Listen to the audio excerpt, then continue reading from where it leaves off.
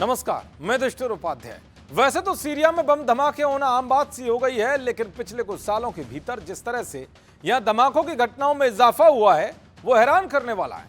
Syria कई दशकों से गृहयुद्ध का दंश झेलता आ रहा है। यहां इस्लामिक स्टेट जैसे आतंकी संगठन आए दिन बम धमाके और आत्मघाती हमले करते रहते हैं। ऐसा करने के पीछे इनका उद्देश्य दहशत फैलाना है। इसी के चलते यहाँ कई देशों के नेता जाने से कतराते हैं, क्योंकि यहाँ कब कोई बम बनकर फट जाए किसी को कुछ नहीं पता। इसी बीच सीरिया से ऐसी खबर सामने आई कि जिसने पूरी दुनिया को हिलाकर रख दिया है।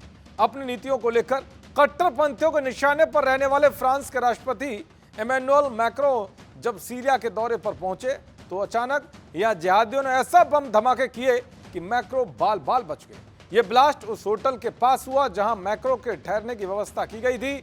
मैक्रो सीरिया के राष्ट्रपति अहमद अल शरा से मुलाकात के लिए राष्ट्रपति भवन पहुंचे थे, लेकिन अचानक यहां एक साथ कई बम धमाके हो गए। धमाके होते ही चारों तरफ अफरा तफरी मच गई, हड़कंप मच गया। इस बम धमाके के कई वीडियो भी सामने आए हैं जहां इलाके में धुआं उड़ता हुआ दिखाई दे रहा है। एक गाड़ी भी आग में झुलसती हुई दिखाई दे रही है। सड़क पर खून के धब्बे भी नजर आ रहे हैं। इस धमाके में हुई मौतों का आंकड़ा तो अभी तक सटीक सामने नहीं आया है, लेकिन बताया जा रहा है कि जिस तरह से धमाके हुए हैं उसमें कहीं ना कहीं बहुत सारे लोगों की मौत हुई होगी और बड़ी संख्या में लोग घायल हुए होंगे। गनीमत यह रही कि इन धमाकों में मैक्रो को कोई नुकसान नहीं पहुंचा है। दरअसल अल शरा के सत्ता में आने के बाद से सीरिया का दौरा करने वाले मैक्रो पहले बड़े पश्चिमी नेता हैं। उनका यह दौरा अंकारा तुर्की में होने वाले नाटो शिखर सम्मेलन में जाने से पहले हो रहा है। मैक्रो ने यूरोप और अमेरिका को सीरिया पर लगे ज्यादातर प्रतिबंध हटाने के लिए मनाने में अहम भूमिका निभाई थी। वो एक आर्थिक प्रतिनिधिमंडल के साथ सीरिया पहुंचे थे।